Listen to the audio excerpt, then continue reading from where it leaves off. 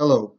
So, for long-time viewers of my channel, you may know that I had a series documenting British Prime Ministers, and that got a little bit derailed for a range of reasons, volume issues I was having on the channel, and just distractions basically, because it takes a fair bit of discipline to be consistent with something like that. But I got up, I believe, to about the 1970s, and if I get a chance, I'll continue that. I may round it up to those prime ministers before my lifetime. But anyway, what I want to experiment with, let's put it that way, is a series of videos on boxers, prize fighters, who I believe deserve far more recognition. I'm a long-standing boxing fan, and one of the things that I find most interesting about this sport is ratings. It's something that lends itself to the sport of boxing arguably more than any other sport. It creates interesting debate, it creates a lot of whataboutery, and from a historical perspective, it can be very interesting. But in all my years studying the sport, looking through archives, looking at fight footage, etc., it comes to my attention that there are guys who I think that's a hell of a record. Why is this guy not better known? So what I want to do is make a series of videos, well, depending on how this goes, and just basically talking about particular fighters I think deserve more recognition. Now, to be clear, I'm not saying these guys are necessarily pound for pound, up with the very best.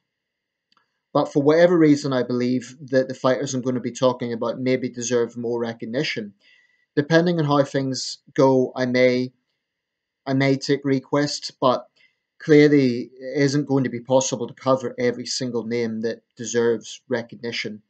So rather than focusing on everyone, I'm going to focus just on a number of individuals who perhaps are overlooked in their own division and deserve a bit of commentary. And just basically, they deserve to be remembered.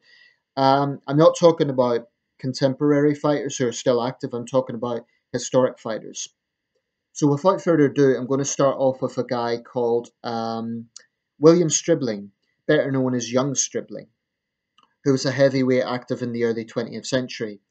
Now, this is a good example of this. Young Stribling, when you look at his record, it is quite something. Um, Yet he never makes it to conversations of the all-time great heavyweights, and I think that's intriguing. I think possibly the reason is he never fought for a title. But I just want to talk a little bit about his life, basically.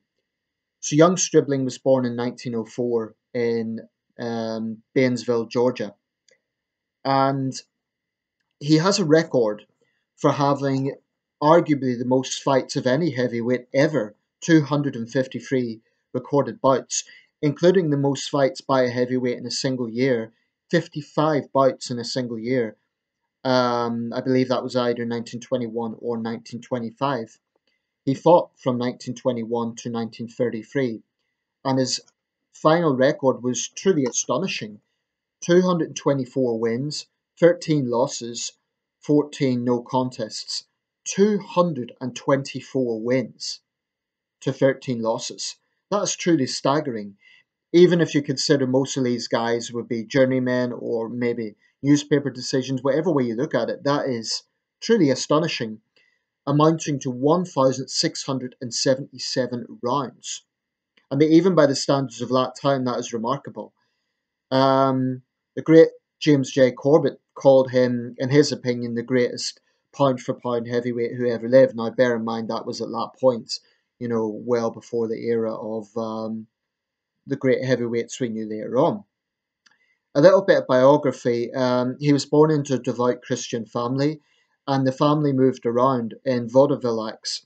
And like a lot of fighters of the time, he was introduced to boxing at a very young age. They would put on exhibitions in the vaudeville act, in the circus act, so to speak. Bouts between him and his younger brother, who was also a prize fighter, Herbert Baby Stribling.